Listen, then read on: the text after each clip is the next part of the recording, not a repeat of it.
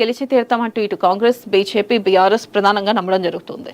అయితే ధీమా వ్యక్తం చేస్తున్నాయి ప్రధానంగా. నెక్స్ట్ కనుక చూసుకున్నట్టయితే సినిమా పైన సుంకాల మొత్తం అమెరికా వెలుపల నిర్మిస్తే 100% అదనం. భారతీయ చిత్ర పరిశ్రమపై తీవ్ర ప్రభావం.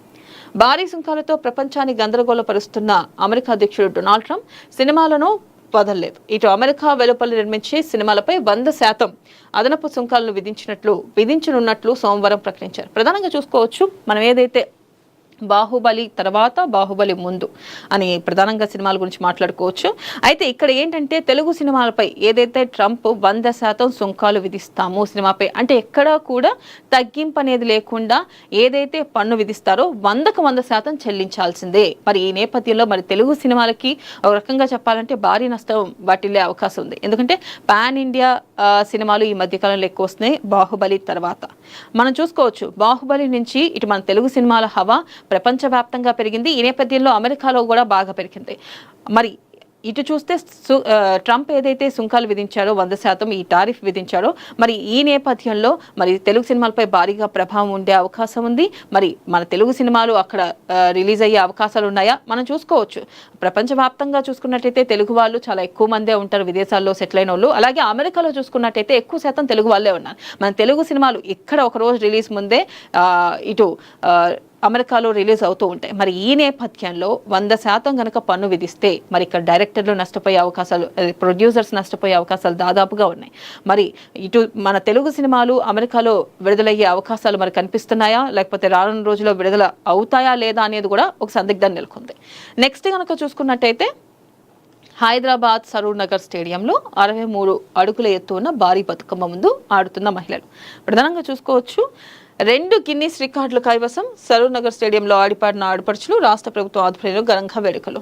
అయితే మనం ఇక్కడ చూసుకున్నట్టయితే గిన్నీస్ రికార్డ్ సాధనే లక్ష్యంగా హైదరాబాద్ సరూర్ నగర్లో రాష్ట్ర ప్రభుత్వ ఆధ్వర్యంలో బతుకమ్మ వేడుకలను సోమవారం ఘనంగా నిర్వహించారు. ఈ కార్యక్రమంలో 63 అడుగుల 11 అడుగుల వెడల్పు 7 టన్నుల పుష్పాలతో ఏర్పాటు చేసిన భారీ బతుకమ్మతో పాటు 1354 మంది అతిథులు భారీ బతుకమ్మ చుట్టూ చేరి లయబద్ధంగా ఆడినందుకు అతిపెద్ద జానపద నృత్యానికి అవార్డు సొంతం చేసుకున్నాం. మనం ప్రధానంగా చూసుకున్నట్టయితే ఏదైతే దాదాపుగా చూసుకున్నట్టయితే 63 అడుగుల ఎత్తు 11 అడుగుల వెడల్పుతో బతుకమ్మ పేర్చారు.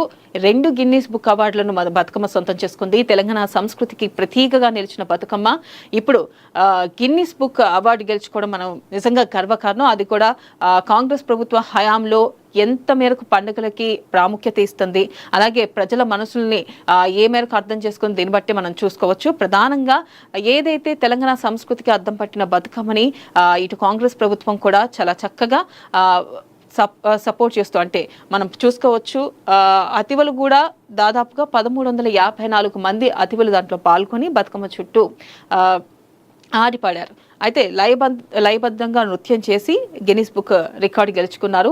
ఈ మేరకు కాంగ్రెస్ ప్రభుత్వం కూడా మనం చెప్పాలంటే చాలా వరకు మన పండుగలకి సంస్కృతి సాంప్రదాయాలకి విలువ ఇస్తూ కూడా ముందుకు సాగుతుంది. అలాగే నెక్స్ట్ కనుక చూసుకున్నట్టయితే మరొక పేపర్ చూసుకుందాం. మరొక పేపర్ కనుక చూసుకున్నట్టయితే ఆంధ్రజ్యోతి కనుక చూసుకున్నట్టయితే సమరానికి స్థానిక సంస్థల ఎన్నికలకు షెడ్యూల్ ప్రకటించిన రాష్ట్ర ఎన్నికల సంఘం 2 దశల్లో ఇక్కడ చూసుకోవచ్చు పోలింగ్ డేట్లు ఫలితాలు క్లారిటీగా ఇచ్చారు. 2 దశల్లో జెడ్పీటీసీ ఎంపీటీసీ ఎన్నికలు అక్టోబర్ 23, 27న పోలింగ్, అలాగే నవంబర్ 11న ఫలితాలు. పంచాయతీ సర్పంచ్ వార్డ్ సభ్యులకు 3 దశల్లో, వీటికి పోలింగ్ రోజే ఫలితాలు. రాష్ట్రంలో అమల్లోకి కోడ్, ప్రభుత్వ గెజిట్ ఆధారంగా షెడ్యూల్ రాని కుమిదిని. స్థానిక సమరానికి పార్టీలు సన్నద్ధం, పథకాలు బీసీ రిజర్వేషన్లపై కాంగ్రెస్ ఆశలు. ఇక పథకాలు బీసీ రిజర్వేషన్లపై కాంగ్రెస్ ఆశలు, ప్రభుత్వ వ్యతిరేకతపై బీఆర్ఎస్ నేతల ఆశాభావం. ఆ పార్టీల వైఫల్యాలపై ప్రచారానికి బీజేపీ నిర్ణయం.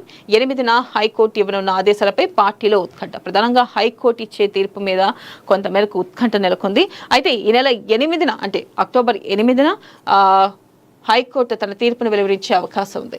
అలాగే చూసుకున్నట్టయితే ఇక్కడ క్లారిటీగా 2 దశల్లో ఎన్నికలు జరగనున్నాయి. అక్టోబర్ 23, 27 పోలింగ్ 23, 27 జరగనుంది.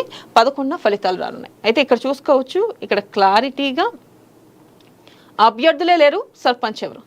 బీసీ లేని చోట బీసీలకు రిజర్వేషన్లు, ఎస్సీలు లేని చోట ఎస్సీలకు కేటాయింపులు. ఖమ్మం జిల్లాలో మంగళీ తాండ బీసీ మహిళకు ఆ ఊర్లోని 829 మందిలో బీసీ మహిళ ఒక్కరే. ఇదే ప్రధానంగా ఏదైతే మనం ఇందాక చెప్పుకున్నామో న్యాయ నిపుణులే కానీ రాజకీయ విశ్లేషకులే కానీ ప్రశ్నిస్తున్న అంశం ఏంటంటే, ఎక్కడైతే బీసీలు లేని చోట బీసీలకు, ఎస్సీలు లేని చోట ఎస్సీలకు, ఎస్టీలు లేని చోట ఎస్టీలకు ఇవ్వడం జరుగుతుంది. అయితే ఇక్కడ చూసుకోవచ్చు మనం క్లారిటీగా, ఏదైతే ఖమ్మం జిల్లాలో మంగళి తాండాకులో బీసీ మహిళకు ఆ ఊర్లో 829 మంది వచ్చేసి బీసీ వాళ్ళు ఉంటే, మనం చూసుకున్నట్టయితే 829 మందిలో బీసీ మహిళ ఒక్కరే. రాఘవపురం ఎస్సీలకు అక్కడ తల్లి కొడుకులు ఇద్దరే.